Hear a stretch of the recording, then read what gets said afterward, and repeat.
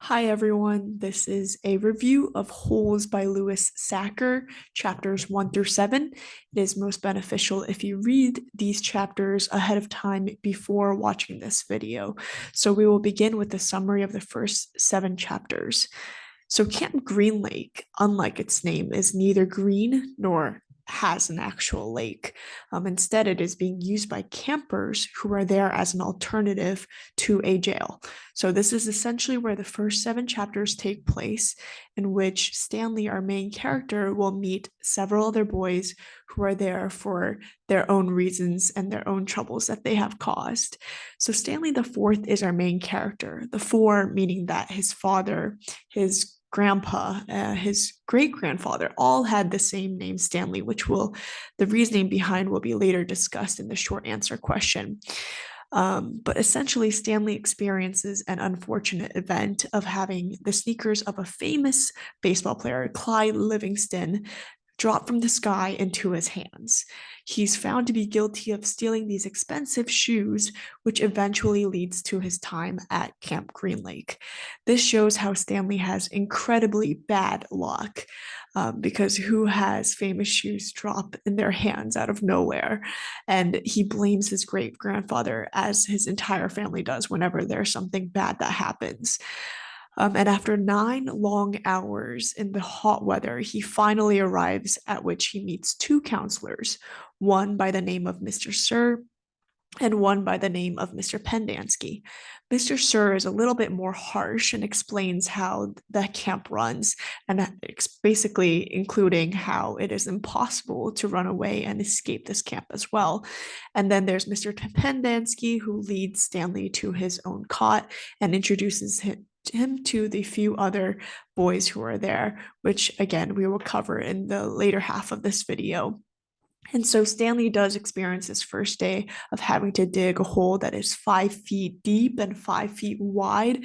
And the interactions are just going to continue in the next chapters of this book. So, moving along to some of the vocabulary words that occur in this book, starting with shriveled, the first word. The town shriveled and dried up along with the lake and the people who live there. So, the word shriveled itself means shrunk and wrinkled.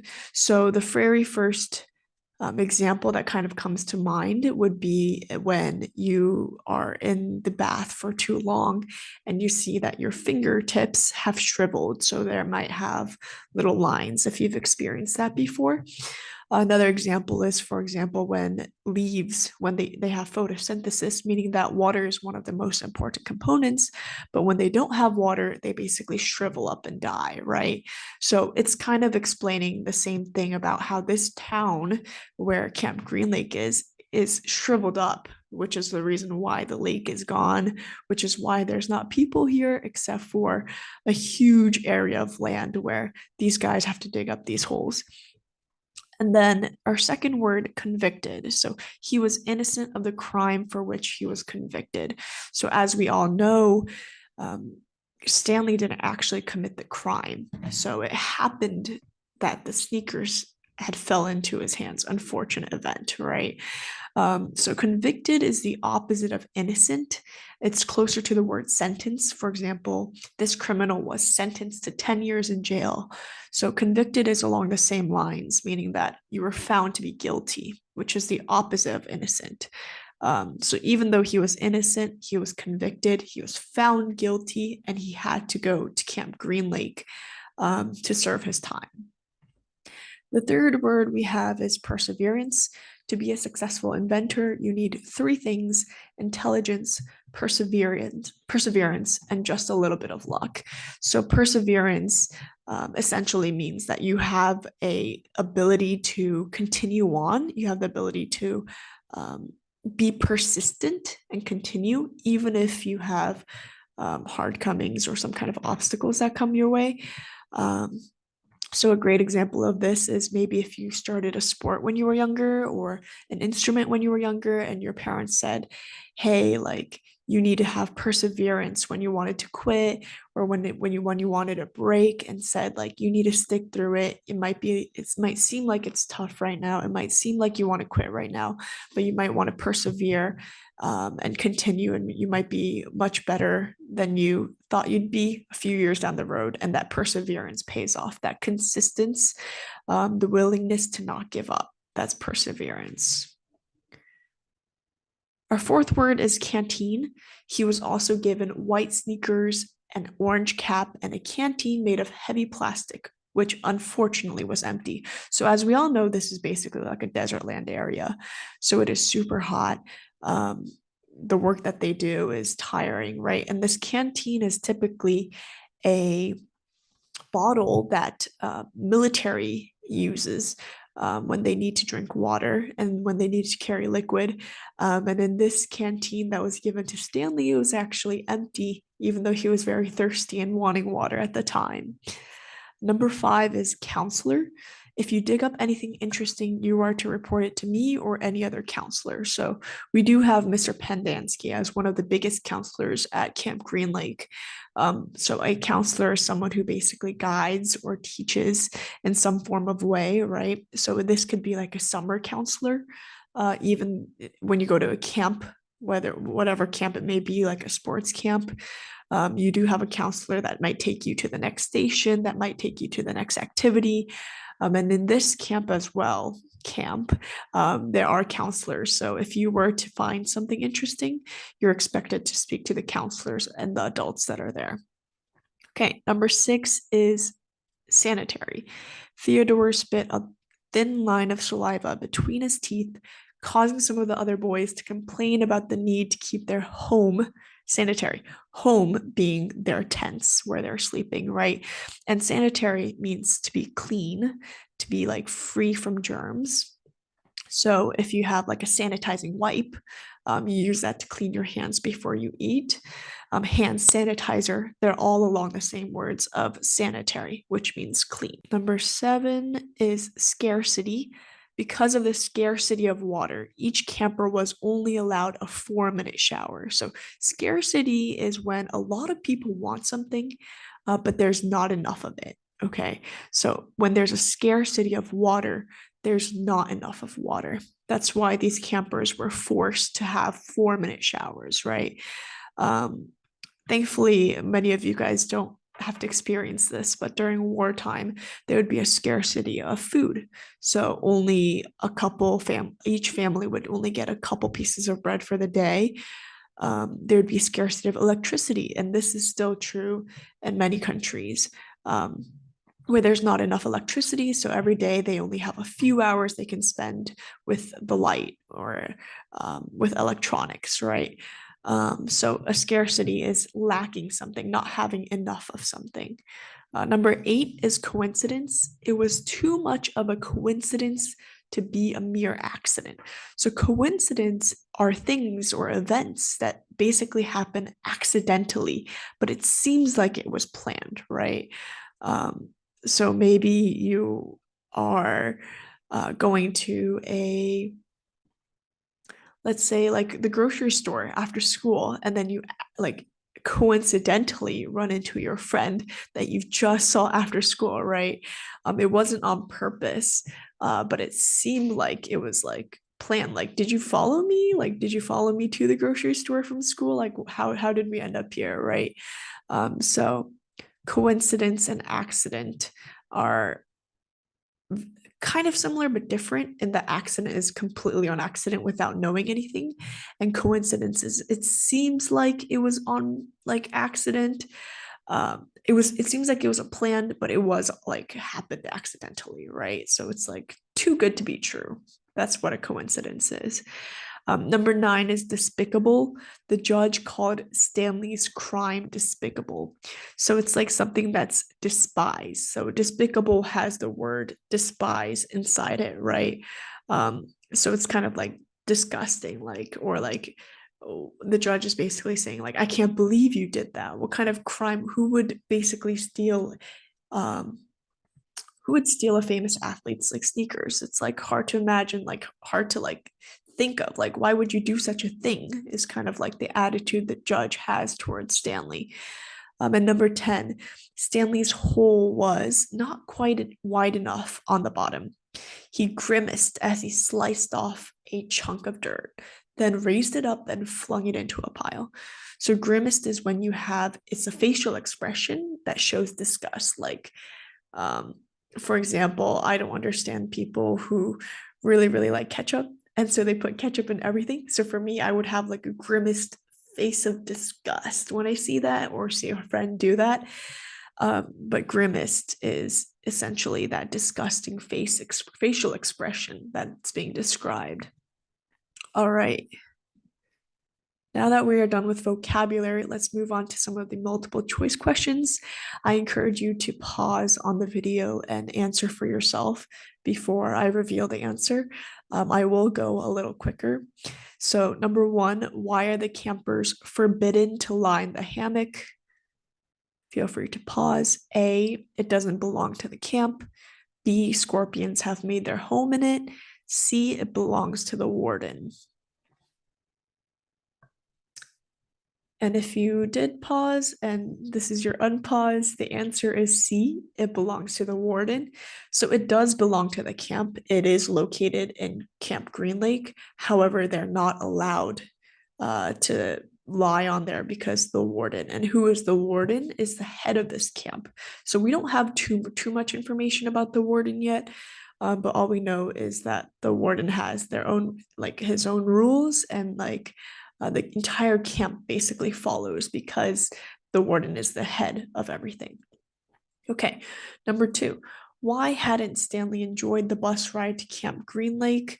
A, the bus had no air conditioning and he was in handcuffs. B, the bus driver was rude to him.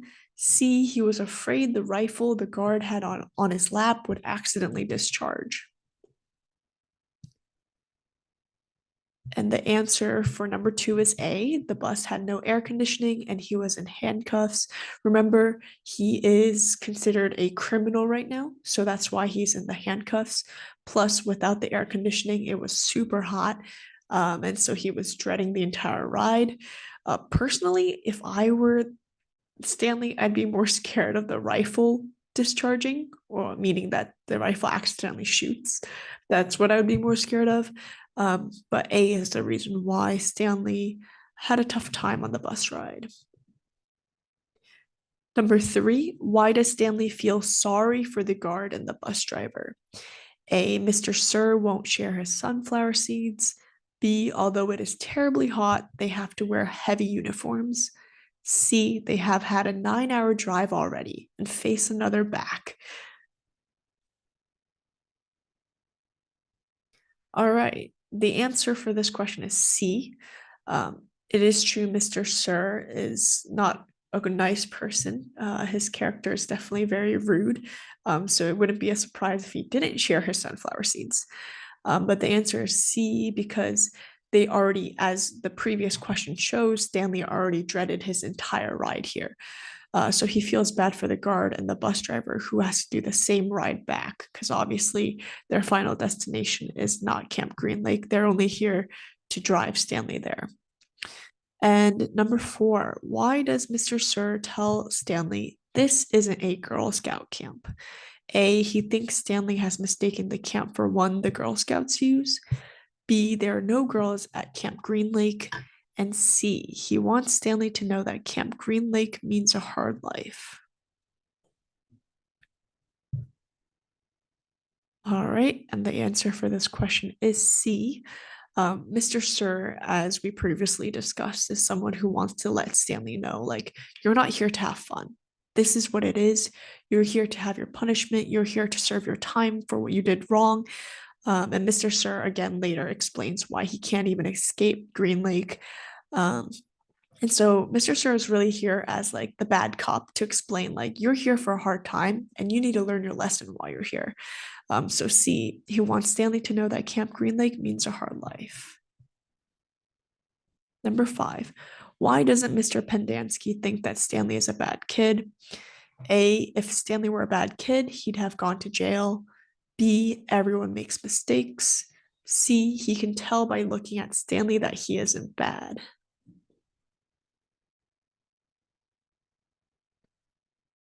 The answer for this is B, everyone makes mistakes.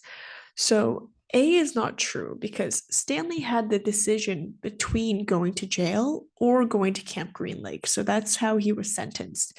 He could either serve jail time or go to Camp Green Lake. Um, and so it doesn't change that he's not a bad kid just because he's at Camp Green Lake, because he had that decision. Mr. Pendanski is definitely the more understanding character, especially compared to Mr. Sir. And so he mentions everyone makes mistakes. He even talks about, like, hey, these kids are going to go back and they're going to be better than ever, right? They will learn, right, after this Camp Green Lake experience. Okay, number 6. Why does Mr. Pendanski call the boys by their first names and not their nicknames? A, their first names will be what society calls them when they get out of camp. B, he can't remember all the nicknames. Or C, the nicknames are offensive to him. And the answer for number 6 is A. Their first names will be what society calls them when they get out of camp. So Mr. Pendanski obviously has been with these boys for a good amount of time. He knows all their nicknames because that's what they call each other. The nicknames don't offend him because the names are like armpit, barf bag, X-ray, zero, right? To Mr. Pendanski, there's nothing that would offend him just because of those names. But Mr. Pendanski is very, very focused on, like, these boys will learn their lesson and they will leave this camp. And once they leave their camp, they're not going to be called by their nicknames, right? So Mr. Pendanski mentions how he wants to call these boys by the name that their parents gave them, which is their first names, which is what they'll be called once they leave the camp as well. Number 7, why is Stanley's first shower unsatisfactory? Or why is he not happy about his first shower? A, the water's cold and the shower is short. B, the water's too hot and there's no way to turn it down. C, there isn't any soap. The answer is A, the water is cold and the shower is short. As we mentioned in the vocabulary word earlier, right? There's not enough of water, right? There was a scarcity of water. That was the vocabulary word. So the showers have to be short. And this is a extra credit if you remember how many minutes each boy had to shower. You can also pause once again. And the answer is 4 minutes, which is very short considering that my average shower time is probably closer to 20 minutes. To shorten it all the way down to 4 minutes is pretty crazy to me. And I also like a warm shower instead of a cold one. Number 8, what does Clyde Livingston, Stanley's hero, think about Stanley? So a reminder that Clyde Livingston is that famous baseball player, right? And Stanley loved him, right? It just happened to be that his shoes are the ones that fell on Stanley, and Stanley had to become the criminal of those shoes, right? So A, that he is innocent of the crime he was charged with. B, that he just has bad luck. C, that he is a no good thief. The answer is C, that he is a no good thief. Clyde Livingston is very upset to hear that someone stole his shoes. It was supposed to be made for charity, so he's even more furious about the fact that someone stole it. So he doesn't even care or know that Stanley's hero is him. He just thinks that he's a no good thief, right? He wouldn't know whether Stanley has good luck or bad luck. He does not think that Stanley is innocent. He's really upset to hear about this, especially when he comes to court, too. Number 9, when do the boys begin digging their holes each day and why? A, after breakfast because they are well rested and well fed. B, before the sun is up because it is cooler then.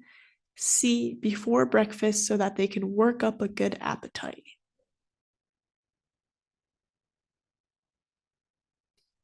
And the answer is B, before the sun is up because it is cooler then, right?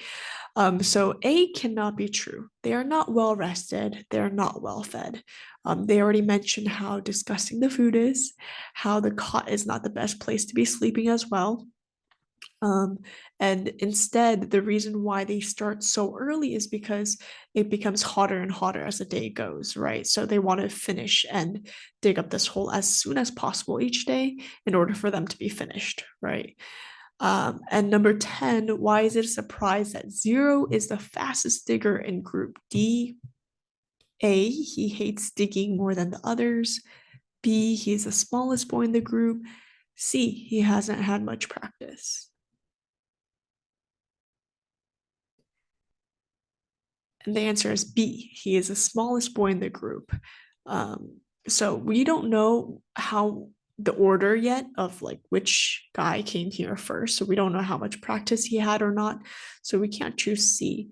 There's no mentioning about him hating digging more than the others. I'm assuming all the guys hate digging equally, right? But it is mentioned that he is smaller, and usually you would expect someone bigger or more muscular to be able to to dig a huge hole quicker. So of course it is more surprising that Zero is the quickest one out of this group. All right, so those were the trivia questions, and now we'll move on to some of the short answer questions. So number 1, what is Stanley's father trying to invent? Again, pause if needed. And the answer is recyclable shoes. Number 2, why does Stanley say duh when he sees the sign saying the Texas Penal Code does not allow guns, explosives, weapons, drugs, or alcohol at the camp? Again, pause and think about it. Yeah, so as anyone that says duh, basically Stanley is saying, like, that's so obvious.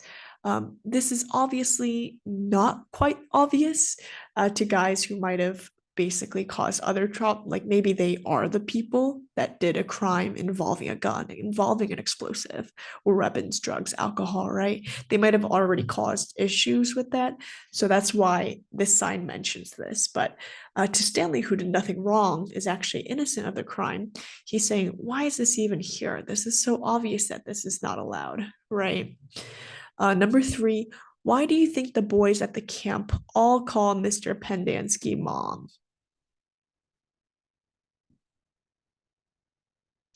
To the boys, this new camp is basically their home, right? They also call it their home. And Mr. Pendanski is the one who basically takes care of them, gives them their food, gives them their living space, right? So he's basically like the motherly figure or the only possible motherly figure in the camp. So that's why the boys would call him mom. Number 4, do the nicknames at the camp tell something about the boys? If so, what? For this answer, not a lot is revealed in the first 7 chapters, not quite yet. But you will notice that there are like physical characteristics, things about them that are also mentioned that are related to their names. So, for example, it mentions how Stanley is taking over Barfbag's cot where he sleeps, right? And then Stanley continues to explain how stinky the cot area was, the sleeping area. So maybe the barf bag is potentially related to um, how he smells or how he's like. Another one is about like Zero, for example, about how it's because he has zero, nothing in his brain, right? And he doesn't even respond or say like, "Hey, don't say that," when they were explaining, right? And so think about the other nicknames such as armpit, x-ray, they all become of importance later. But think of some of the foreshadowing that happens in these first 7 chapters, and you'll see how interesting it is, how it unfolds, how these nicknames are related later on in the book. Number 5, why do you think the boys don't believe Stanley when he says he stole Clyde Livingston's sneakers? Yeah, so for this question, Clyde Livingston, as we mentioned, is a very famous baseball player, right? So the boys are like, no way, you did that. Like, that's like amazing thing to do. Like, obviously, as troublesome boys, but they're basically saying, like, that's nearly impossible. Do you know how famous he is, right? And Stanley is like, What do you want me to do? I go to court and I say I'm innocent, that I didn't steal, and no one believes me. Now I'm at Camp Green Lake. I'm telling these boys that I stole the Clyde Livingston sneakers. They don't believe me. Okay, so did I steal them? Did I not? Like, why is no one believing me, right? At least one side should believe me, right? Um, but the boys essentially don't believe it just because of how famous Clyde Livingston is. Number 6. Why did the baseball schedule delay Stanley's trial? Hint, think about Clyde Livingston once again. As we all know, Clyde Livingston is the famous baseball player, so he was packed with games and his baseball schedule. So he had to be at the trial at court when Stanley was there. But because of his schedule, it kept delaying, pushing back the trial date until he could actually make it to the court. Number 7, how does each boy know that his hole is exactly 5 feet wide and 5 feet deep? For this question, the shovel that they use to dig the holes is exactly 5 feet, right? So essentially, after they dig their hole, they would put the shovel on inside the hole, make sure left and right the width is 5 feet, and then they would put it upright and put it on the side of the hole and make sure that it's 5 feet deep, right? So using the shovel, it was possible to measure exactly 5 feet wide and 5 feet deep. And 5 feet is very, very, very big. Um, I myself am a couple inches taller than 5 feet. And so you might be able to imagine a little bit of how big this hole might be. Number 8, what did Madame Zeroni think of Myra Menk and why? Okay, yeah, so this is the side story about the grandfather of Stanley. This book kind of does a back and forth switch between Stanley and Camp Green Lake, and also with Madame Zeroni, Myra Menk, and his great grandfather as well, right? And basically, his great grandfather wanted to marry Myra Menk, right? And Madame Zeroni's like, why? Why do you want to marry her, right? I guess if you want to marry her, like, I will help you, right? But Madame Zeroni is not a fan of Myra Menk. She thinks that she has nothing in her head. She has an empty head, which is a very nice way of saying she's dumb and she doesn't have any knowledge, right? And so she just thinks she's a very silly, foolish, and spoiled girl that she would rather not have him marry. But she ends up agreeing on helping um, Stanley, the great grandfather, to help potentially marry Myra Menk, even though Madame Zeroni really hates her. At number 9, why did Sarah Yelnats name her child Stanley? Okay, and this is the biggest reason why all of their names are Stanley, and he is Stanley the Fourth, is because they thought it was really cool that Yelnats, the last name flipped around, is Stanley. So Stanley Yelnats backward is also Stanley Yelnats. And that's why the Stanley tradition has continued throughout the generations. All right, good work. We have a couple discussion questions left. I am going to leave this out into the open for anyone to sort of think on their own. There's no really right or wrong answers for most of these questions, so I want you to have like a food for thought as I leave you off for chapter 1 through 7. So, do you think Stanley would have chosen the camp or jail if he knew what the camp was like? So, Stanley didn't know what the camp was like. He thought it might be fun when he originally came, so that's why he decided to do the camp over the jail. But now that you guys all know what the camp is like, do you think Stanley would have still chosen the camp, or would he have went to jail instead? And like, why? What are the good reasonings, pros and cons of the camp? What are the pros and cons of the jail? What luck did Stanley's great grandfather have? What misfortune did he endure? Overall, was he lucky or unlucky? So the great grandfather had a lot of luck and also a lot of not so much good luck too. So think about, again, I talked about how this book does an abrupt switch back and forth between the Stanley story at Camp Green Lake and his great grandfather story with Myra Zenk. So think about what kind of luck he had in his story, what misfortune, and whether you think he was lucky or not.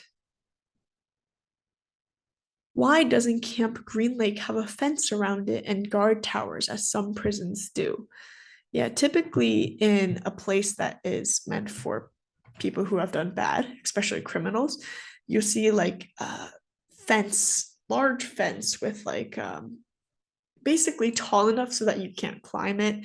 Um, and it's made of material that you can't break through or try to get through. And so that's typical. And guard towers are basically these huge, very high towers where guards are watching and making sure no one is leaving with a binocular. But why does Camp Green Lake not have this?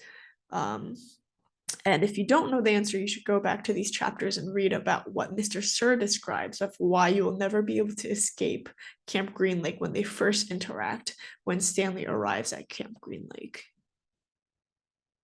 The next questions are, how do you think Stanley feels about Mr. Sir? And how does he probably feel about Mr. Pendanski? There are slightly different feelings, even though they're both counselors at Camp Green Lake. So think a little bit more about how the differences of how he feels towards Mr. Sir and Mr. Pendanski and the way that they treat Stanley as well. And then our final question, if Eliam loved Myra, why didn't he choose a number and try to win her as his wife? So this is an interesting question, right? Because he really, really wanted to like marry Myra. But when Myra said, choose your number, I will marry whoever has the closest number, he decides not to choose a number and says, forget it, right? But why? Why didn't he just try to win her as his wife when he's been trying to do that his entire time, right? That was his mission. So I would like you to think about that as well. So those are all the questions I've prepared today. I hope you enjoyed the start of Holes. This book gets more and more interesting as the chapters go on, even though it was a simple setting, characters, introduction right now so far, and a little bit of interaction. The more interactions come out in the following chapters will make this book more interesting. And I hope you stick through and read through the rest of the book with me. I will also cover the following chapters until the end of this book. Thank you.